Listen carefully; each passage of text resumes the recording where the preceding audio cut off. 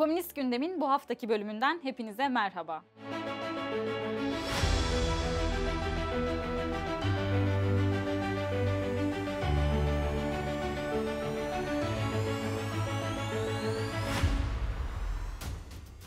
Sevgili Komünist Gündem izleyicileri, savaş örgütü NATO güçleri sınırlarımızın hemen ötesinde 9 Haziran'a kadar sürecek bir tatbikata başladı. Türkiye Komünist Partisi bir açıklama yayımlayarak tatbikatının yalnızca ülkemizin değil, Yunanistan, Bulgaristan ve tatbikata katılan diğer Balkan ülkelerinin halklarının da güvenliğine yöneltilmiş bir tehdit olduğuna işaret etti. Türkiye NATO'dan çıkmalı. NATO'da tüm askerleri ve üsleriyle ülkemizden çıkmalı denilen açıklamada NATO karşıtı sesin yükseltilmesi için de çağrı yapıldı. 21 Mayıs Salı akşamı Cemil Candaş Kent Kültür Merkezi'nde TKP Genel Sekreteri Kemal Okuyan ve yazar Haluk Hepko'nun katılımıyla Türkiye yol ayrımındayken Cumhuriyetçiler ve Komünistler başlıklı bir söyleşi düzenlendi. Kamuoyunda yoğun ilgi gören ve kısa sürede 4 baskı yapan Cumhuriyet ve Komünistler kitabı fikrinin nasıl ve neden ortaya çıktığı sorusuyla başlayan söyleşide, Türkiye'de Cumhuriyet'in tarihsel temelleri ve bu birikimin günümüzdeki karşılığı üzerine konuşuldu.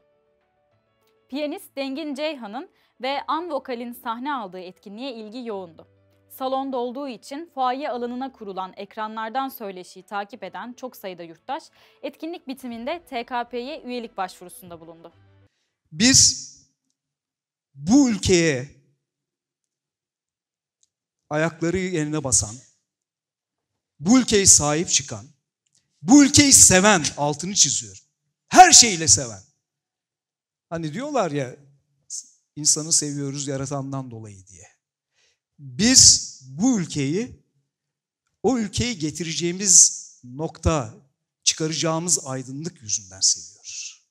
Bu ülkeyi geçmişinde Mustafa Kemal olduğu için, Deniz Gezmiş olduğu için, Nazım Hikmet olduğu için seviyoruz.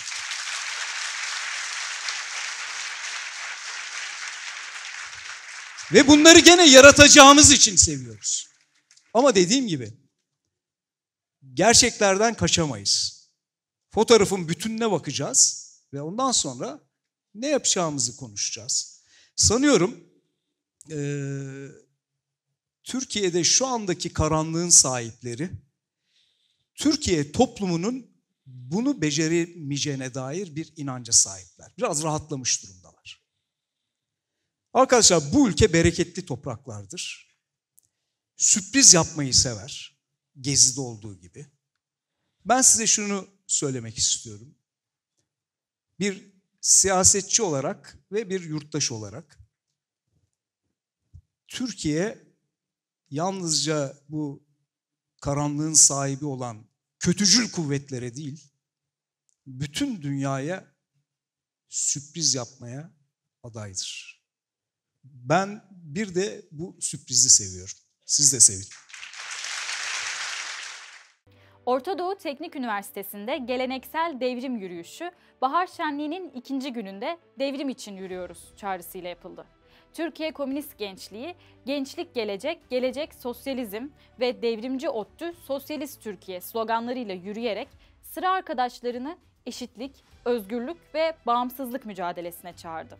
Yeniden Cumhuriyet, mutlaka sosyalizm pankartları taşıyan öğrenciler devrim stadyumunda mumlarla devrim yazarak yürüyüşü sonlandırdı. Kadın dayanışma komiteleri Bakırköy'de bir stand açarak "Ölen her kadın için 2 elimiz yakanızda. Suçlusun İçişleri Bakanı" başlığını taşıyan bildiriyi emekçilere ulaştırdı.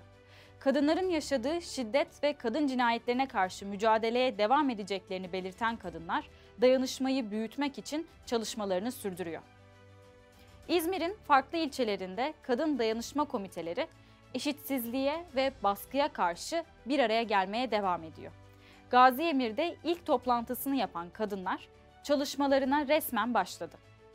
Urla'da "Kadınlar neden bir araya gelmeli?" başlıklı buluşmadaysa dayanışmanın ve ortak mücadelenin önemi vurgulandı. Buca'da Buca Coop Semtevi'nde doğaçlama tiyatro atölyesinin ilk oturumu gerçekleşirken Çiğli Güzeltepe Semtevi'nde düzenlenen kahvaltıda kadınlara dayatılan toplumsal roller ve ev içi emek üzerine sohbet edildi. Ankara'da kadın dayanışma komiteleri koruma kararı ve elektronik kelepçeye rağmen boşanma aşamasında olduğu kişi tarafından öldürülen Döne Çelebi için Abdi İpekçi Parkı'nda protesto düzenledi. Döne'yi el birliğiyle öldürdünüz, suçlusunuz pankartı açan kadınlar Ankara Valisi ve İçişleri Bakanı'na tepki gösterdi. Kadın dayanışma komiteleri adına konuşan avukat Çisel Demirkan, tetiği çeken kadar korumayanlar da suçlu. Başkentte elektronik kelepçeye rağmen bir kadın öldürülüyorsa sorumluluk Vali ve İçişleri Bakanı'ndadır, dedi. Gebze'de dün görülen cinsel saldırı davasının ilk duruşmasında AKP Gençlik Kolları üyesi olan sanık tahliye edildi. Karara tepki gösteren kadın dayanışma komiteleri adliye önünde bir araya gelerek kadınlara yönelik şiddetin cezasız bırakılmasına ve faillere koruma sağlayan sisteme karşı açıklama yaptı.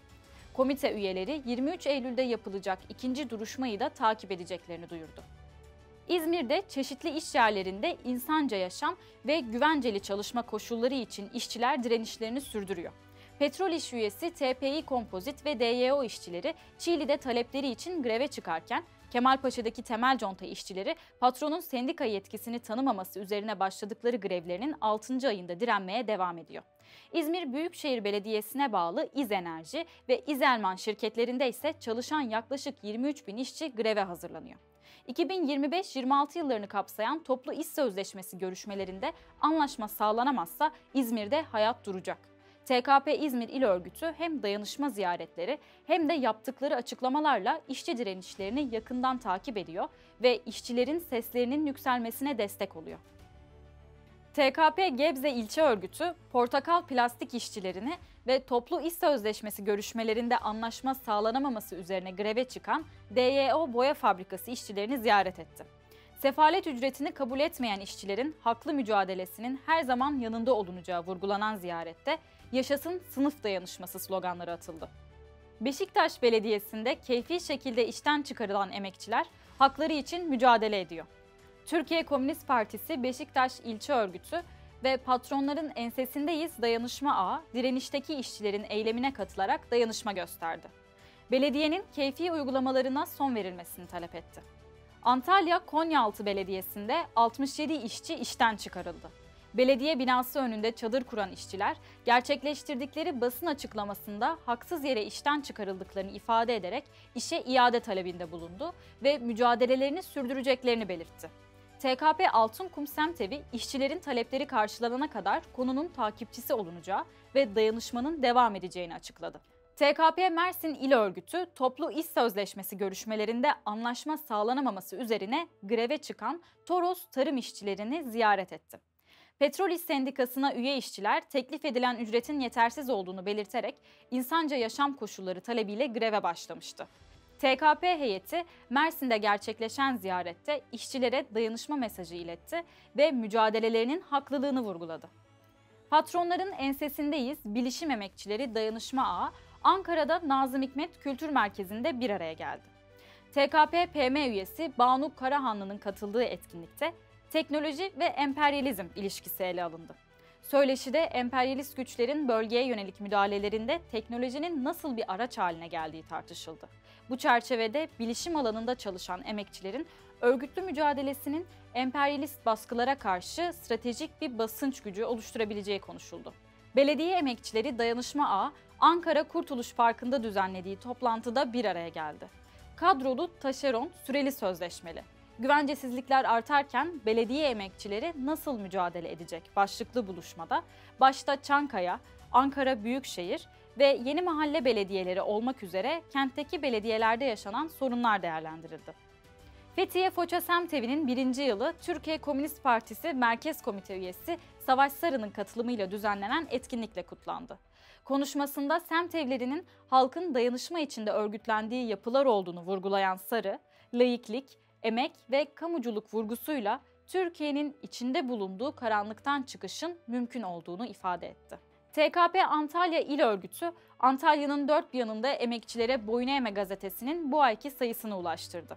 Antalya Merkez, Konyaaltı, Lara, Kepez gibi bölgelerde yapılan çalışmalarda "Sosyalizm yine gündemde" başlıklı gazeteye ilgi yoğundu. Çiğli İşçi Evi'nde düzenlenen memleket sohbetlerinin "Cumhuriyet nasıl ayağa kalkar? Türkiye'de sosyalizm mümkün mü başlıklı buluşmasının konuğu TKP Merkez Komite üyesi Savaş Sarı oldu. Farklı sektörlerden işçilerin katıldığı etkinlikte ülkenin geleceği için halkın düzen siyaseti tarafından sunulan kurtarıcı rollere değil, kendi gücüne inanması gerektiği vurgulanarak örgütlenme çağrısı yapıldı.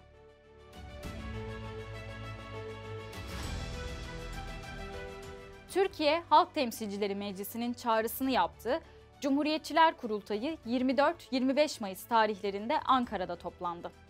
Kurultayın açılışında çok sayıda Cumhuriyetçi dernek, meslek odası ve platform temsilcisi söz aldı. İkinci gün yapılan çalışma toplantısı 5 oturum halinde gerçekleşti. Toplantıya akademisyenler, gazeteciler ve siyasetçilerden geniş bir katılım sağlandı. TKP Genel Sekreteri Kemal Okuyan, kurultayda yaptığı konuşmada tarikatlar ve holding düzeniyle mücadele etmeliyiz. İçeride emekçi, kadın ve çocuklar kötü durumdayken dış politikada başarıdan söz edilemez. Ulusal çıkar artık emeğin çıkarlarıdır. Cumhuriyete sahip çıkmak için sermaye egemenliğiyle hesaplaşmak şart. Laiklik sermaye egemenliği altında sürdürülemez ifadelerini kullandı. Okuyan, Cumhuriyetçiler Kurultayı'na ilişkin Anka Ajansı'na da değerlendirmelerde bulundu. Kurultayın Cumhuriyetçi ve devrimci güçler arasında diyaloğu derinleştirme amacı taşıdığını belirten Okuyan, Cumhuriyetçi birikimin heba olmaması ve devrimci bir karakter kazanması için bu diyalog zorunluydu. Bu süreci kalıcı bir ittifaka dönüştürmek için elimizden geleni yapacağız dedi. Sol TV'de pazartesi günleri saat 22'de yayımlanan Komünist Bakış programının bu haftaki bölümünde TKP'ye yönelik 10 temel iddia yanıtlandı. Mert Doğan'ın soruları yönelttiği programda TKP Genel Sekreteri Kemal Okuyan, TKP'nin demokratikleşme sorununa yaklaşımından, işçi sınıfı içinde örgütlülüğüne, soldaki bölünmelerden, Sosyalist Enternasyonel'e bakışına kadar TKP hakkında merak edilen birçok soruya yanıt verdi. Kültür ve Turizm Bakanlığı, Antalya başta olmak üzere birçok ilde kamu arazilerini özel sektöre tahsis eden bir plan açıkladı. TKP Antalya İl Örgütü, bakanlığın bu hamlesine "Halkın kaynaklarından elinizi çekin" başlıklı bir açıklamayla tepki gösterdi. Kentteki konut sorunu ve kira artışlarına dikkat çekilen açıklamada, iktidar kamu kaynaklarını turizm patronlarını zengin etmek için kullanıyor denildi. Açıklama yerel basında geniş yer buldu. Komünist Gündem'in bu haftaki bölümünün sonuna geldik. Bugün yayınımızı TKP İstanbul İl Örgütü'nün yaptığı çağrıyla bitirmek istedik. Türkiye tarihinin en görkemli direnişlerinden biri olan Gezi direnişinin 12. yıl dönümünde 31 Mayıs Cumartesi günü saat 19'da Taksim Tünel Meydanı'nda buluşalım. Halk hiçbir zaman boyun eğmedi, eğmez demek için. İyi haftalar.